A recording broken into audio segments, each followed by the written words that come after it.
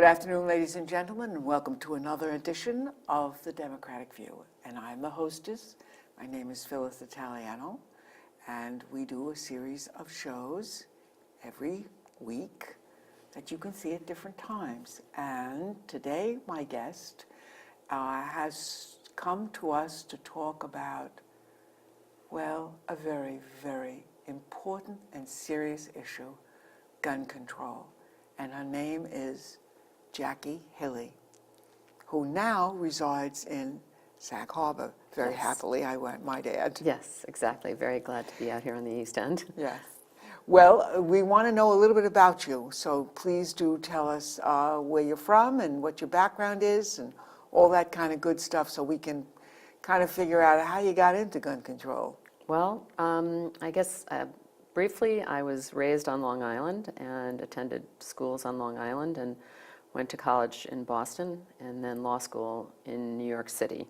And once I graduated from law school, I worked for Robert Morgenthau as a prosecutor in Manhattan and prosecuted cases for about 5 years, and then started acting as a child advocate in Westchester County, where I had moved with my family.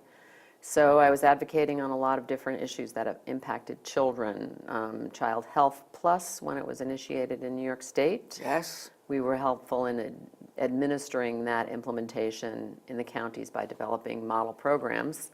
And I also worked on children who were aging out of foster care and the services that were provided to them and some that were missing. And I also started to work again on the gun safety issue because I was horrified to find out how many children were dying by guns, either unintentionally or accidentally or because of where they lived. So I worked on the public health approach to gun violence and studied up a lot on different models that were used around the country to try to impact and make things better for families and children. And then I was offered the opportunity to be the executive director of New Yorkers Against Gun Violence, which is the really the premier gun violence safety advocacy group in New York State. So that was really important because our job is a dual job of educating the public about what the laws are, what they say, what they don't say, and also working towards policy changes that would improve things. Now, I want to ask you a question. You brought something to my mind as you were talking. We all know that there was, first of all, during the 30s, it was during Prohibition, that there was a lot of machine gun stuff that went on, and they were outlawed. Yes. Nationally. Yes. Okay. Then New York State also, or New York City, passed the Sullivan Law. Mm-hmm. Do you know anything about the Sullivan Law, when it was passed? And the Sullivan Law was passed in the 30s, I believe. And basically, you bring up a question about machine guns. And machine guns, which are rapid fire, where you do not have to take your finger off the trigger, are outlawed now all over the country. But the semi-automatic weapons, which are the subject of assault weapons bans, are the sort of new models of high-powered weaponry that have been the subject of a lot of discussion. And I think there's been, in terms of the case law and the laws surrounding possession of weapons, it wasn't until the recent case in the Supreme Court, the Heller case, followed up by the McDonald case, which really clearly defined the right to bear arms as a personal and individual right to bear arms for self-defense.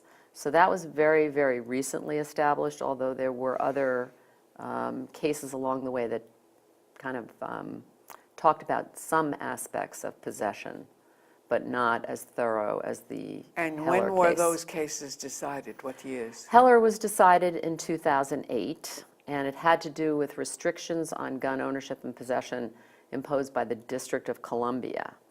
And then that was followed up shortly afterwards by the McDonald case, which was talking about restrictions imposed by states.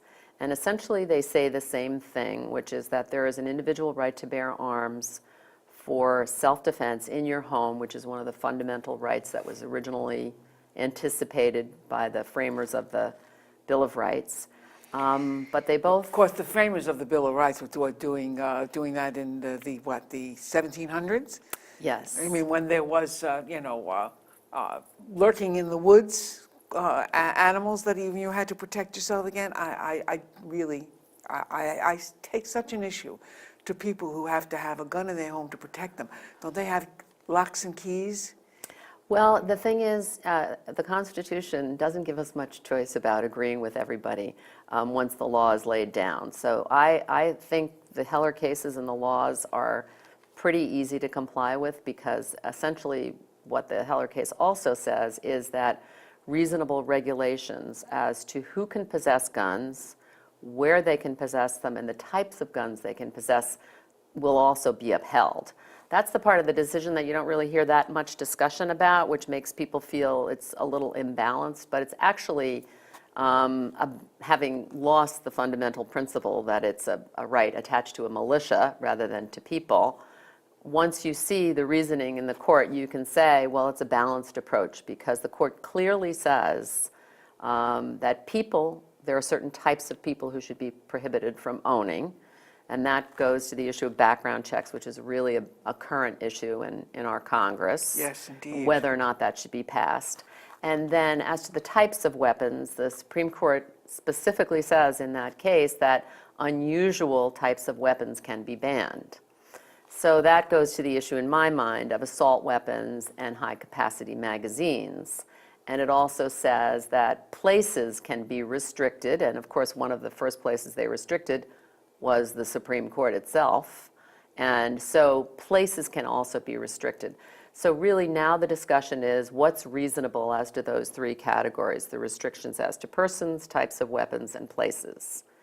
And our position is that the restrictions on background checks are not only reasonable, but they're effective and important and should be made universal. When you're talking about places, you're talking about I know if you go into White Plains, thinking of Westchester County again, you go into the courthouse there. For some reason, I had to go change a deed, and you walk in and you have to go through a gun check. Yes. As you're walking in, which I think I had done that once before earlier in my life, and I know I didn't have to do that. So I knew there had been a change and that sort of thing. So that's the kind of place that would be restricted when you talk about restriction. Yes, and we have restrictions on airplanes too, for example. So there are lots of places where we would say, this is a place where we would rather not have guns in terms of place. Now the people issue, which is the issue about background checks, has been operating only part of the population since 1968, since the Brady Law was put into effect. So since Brady, and starting with that Gun Control Act, we identified 9 categories of people that we as a nation feel should not have guns, despite the finding that you have a constitutional right. And they are people who have essentially violated the law and lost their right. So there are felons, convicted felons, or people under felony indictment, people who have been convicted of misdemeanor crimes of domestic violence, people who have been found mentally ill, and people who are drug users, people who have been dishonorably discharged from the military, people who have voluntarily given up their citizenship, and then there's a couple of other categories that are slipping my mind. But certainly all of those people are people who I think the general population, as when they're questioned, would say, yeah, I don't want felons to have guns. Absolutely. And if you're convicted... And I don't want anybody with mental illness to have a gun. Exactly. Or if you're a convicted misdemeanor domestic violence abuser... Absolutely. No gun for you. No guns for you. So during the time that Brady Law has been in effect, 2 million people have been denied guns when they've gone the sort of very obvious legal way of doing it. And of those 2 million, a very large percentage, I think more than half of them were convicted felons. So we have actually prevented probably 1 million convicted felons from getting guns under the Brady law. The problem with that is it only applies to sales, 60% of the sales. Private sales that happen in gun shows or over kitchen tables or in parking lots or between neighbors are not covered by the requirement of a background check. Do you happen to know the statistics of how many guns are around in this country? Well, the number that's most frequently quoted is 300 million guns, which, equates to 1 gun per person. But that's not the way they're divided, and it's also not necessarily representative of the exact number of guns, because that number is taken from the number of times a background check is conducted. It doesn't mean that someone actually purchases a gun or that it's an increase in the number of people who want guns, because actually, since the 1970s, there's a general survey which asks households randomly, and it's a very large group, whether or not they own guns. And in the 70s, 50% of households in the United States said they own guns. That survey was conducted last year, and the number is down to 34%. And when you pull out people under 30, the number is down to 23%. So fewer people are actually purchasing guns and wanting guns, and the number of guns that are being purchased by fewer and fewer people. So it's not that more and more people are buying guns. They're not. It's a smaller number of people who are buying guns, and the guns that are being sold are going to the same people. So now, I don't know if there's a survey out there that shows this, but now, maybe in the past, if you owned 2 guns, now you might own 10, or you might, own 15. So it's a different manner of possession and a different number of possession, but the number of people, overall number of people, is declining considerably. And on that same kind of question, the kind of guns that are owned, we talked about the machine gun, which doesn't exist anymore, which would, fire automatically. The kind of gun that we call semi-automatic, that Right. means you have to press that trigger every Right. single time you are going to fire that. So it's more of a conscious thing and not quite as, rapid fire kind of. Right. Well, it's not as rapid as a machine gun, but it's far more rapid than certainly back in the old days when they were talking about reloading the rifle with the gunpowder, and it certainly took them a lot longer to get one shot off. I mean, when Jared Loughner shot up everybody at that supermarket where he injured Gabby Giffords, I think he got 78 rounds off in less than a minute. So semi-automatic, although it's not a machine gun, is pretty lethal when it comes to the number of rounds and the number of people you can impact by having that kind of weapon. That's really outrageous. Yeah. That kind of, and of course, the man didn't have, I'm sure, a license, nor did he have a background check when he bought any of that kind of stuff. And even how many guns are sold illegally, on the streets of the cities and places like that? I mean, we don't even know that. Well, if you don't record the first sale with a background check, if you don't know who the first sale is to, the gun is gone forever until it shows up in a crime or until it doesn't show up in a crime. So you really have no idea where those guns go. That's really, if you look at the statistics for New York, for example, because we have strong laws in New York State, anytime you have a state with strong gun laws, you get a lot of illegal guns from other states. So New York has strong gun laws, tons of guns come from other states. California has strong gun laws. Those states that surround it send guns that way. It's called the exporting of guns from states with weak gun laws. So you look all around the country and you see the states that have the weakest gun laws, they're the biggest exporters of guns to other states, and they wind up on our streets. Where do they get them from? They buy them in gun shows across, they buy them without any background check. So they'll go to a gun store, a gun show, or they'll go to their neighbor, or they'll go to a parking lot. They'll go anywhere to get the gun. So these gun shows that exist, are we ever going to have any kind of control over them? Well, in New York State, any sale, no matter where it happens, you are required to undergo a background check. And the gun show operators in New York State, which are among the biggest in the nation, actually 6 of them just entered into an agreement with our Attorney General Schneiderman to voluntarily improve the conditions of gun shows, even in New York State, where our laws are strong. An undercover investigation had demonstrated that our laws were being violated.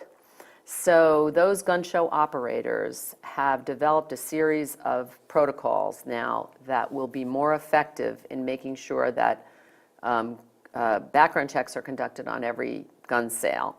And among the things that they require is that every gun going in or out has a tag that reflects the fact that a background check has been conducted or who owns it. They've also made sure that all the doors to these convention centers where they're held are not doors that you could just walk out into the parking lot and sell the gun to avoid a background check. And one of the ways they're going to strengthen that is that gun show operators will get in touch with local police departments to make sure that they're patrolling the parking lots, because gun sales shouldn't be happening in the parking lot if the gun show is in the auditorium. And even in states like New York with strong gun laws, that had been occurring. I wanted to ask you about, does a gun have any kind of identifying number, for instance, like a VIN on a car? Is there Sure, any kind there's of... a serial number. There is a serial number on the gun, yes. Okay, there is a serial number on a gun. So a gun eventually can be, if it shows up in a crime or something like that, can be traced. Well, this is what the problem with it is. You can get the serial number and it'll trace it back to the manufacturer, who will trace it back to the first sale to like a gun store or some person. But unless you do a background check on the purchasers, you will lose the gun after that first sale and you don't have any idea where it goes. So that's why a background check is important, because it also can demonstrate where gun trafficking originates and comes from. Because you want to find out who the people are who are putting guns in the wrong hands. And the little review of that has been possible has shown that most gun dealers, most gun owners are law-abiding citizens, are following the letter of the law, but there's a few bad apples out there who are doing a lot of damage. So for example, when they looked at all the gun dealers in the United States, they found that 1% of gun dealers were crooked and responsible for a huge percentage of guns falling into the illegal market. So it is important for us to have good, strong laws like the background check law that's pending in Congress now. I have to tell you that as an elementary school administrator and teacher all my life, Sandy Hook really shook me to my core. I have a daughter who's a teacher in an elementary school. As a matter of fact, we had Bob DeLuca from a group from the East End who went to Sandy Hook Elementary School all his life. And I don't understand why there should be any resistance to doing some of these simple things like a background check. What is this? I mean, this has nothing to do with taking the right to own a gun from an individual. I mean, we know about that right. You talked about how the Supreme Court has upheld it. I just don't understand where this resistance comes from, and how many more of these kind of things, guys shooting off in a McDonald's or on top of a building somewhere. It's amazing how many have happened in this country. Well, the thing is, the impact of gun violence on our society is tragic and enduring, and it's also very costly, because 30,000 people every year are killed using guns in our country. And one of the most significant facts that most people don't know is that if you take, it's a very consistent number, 30, 31, 30 again, I mean over and over again, of that 30,000, again consistently 17 or 18,000 are suicides. and 11,000 are homicides, and then there's 2,000 to 3,000 of unintentional shootings. So the access to guns by the wrong people is really what the issue is for us. But I think that you're right. Sandy Hook was definitely a turning point, I think, for the American public, who was probably sitting by thinking, oh, most gun violence doesn't happen in my neighborhood. I'm not really sure if I even know anybody who has had a problem with gun violence. But now it was so apparent that when the guns are in the wrong hand, no matter where you live, it could be a devastating consequence for you and your friends and your families, and something that you would like to be able to protect yourself from and prevent. And we all know about Mayor Bloomberg, who has formed this Mayors Against Gun Violence, and looks like in his the end of his term as mayor, he's going to go on with this and continue to pour his money, which is a lot, to say the least, and continue to fight this battle. And I'm just wondering, are we ever going to get our congressmen to be aware of the fact that this is very important?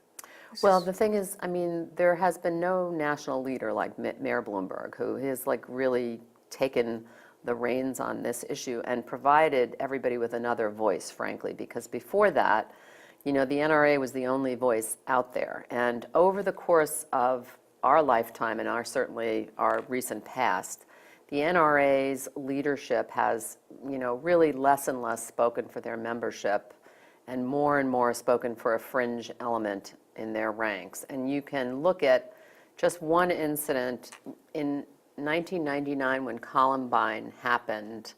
The NRA's response was supporting background checks on all gun sales, and they started a campaign that was called Be Reasonable, Make Schools Gun-Free Zones and Keep Them Safe. Now that's what they said. That was their own campaign in 1999. Now, Sandy Hook, 13 years later, the NRA says absolutely no background checks, and let's put a gun in every school. So they have become very, very extreme and sort of gone off to the other side. And their membership, I mean, you've heard 90% of the American public, 85% of the gun-owning public, 78% of NRA members favor background checks. And the big bad wolf theory of the NRA is no longer true. It's been proven. In the last election cycle in 2012, the NRA spent $17 million. And when they were reviewed by the Sunlight Foundation, which reviews campaign expenditures and whether or not they've had the impact in elections that they've wanted, the NRA was the biggest loser nationally. They only won in 1%, which means that 99% of the campaigns they supported were defeated. I got to tell you, I went to school in American University in Washington, D.C., and one of the first things I was shown of downtown Washington on a tour with some friends was that NRA building, which was one square block. Yes. It was amazing. It was, almost like when you saw the CIA building, it was like, wow, that's a pretty big building. This is the NRA, a private organization, has that kind of building. It was, quite shocking. And they have been very powerful for a very long time. And I'm telling you, I'm going back to years ago, many, many years ago, that I was a witness to how the power and the money behind this group. Well, now the NRA, their membership certainly doesn't answer in polls the way their leadership speaks on issues. But in addition to that, a huge amount of the money that the NRA spends and takes in comes from gun manufacturers. And if you look at, they get $1 million a year from Glock, Sig Sauer, Remington, every gun manufacturer, ammunition producers, are giving the NRA $1 million. So the question is, are they really a sporting organization supporting sporting people who have a tradition of hunting? And I know there's a lot of that out here in the East End. Yes, or are absolutely. they representing, gun manufacturers who, in their own perspectives, like the Freedom Group, which is a conglomerate that owns a lot of different gun manufacturers, they say in their own that the market share was falling, as I was just describing earlier, so now they have to attract new users, and they specifically designed a whole line of guns for women because they knew that women were a smaller margin of their users than men were. That's because we have more brains. It's marketing. It's just a marketing ploy to make more money. Well, I mean, the thing we talk about all the time, even in the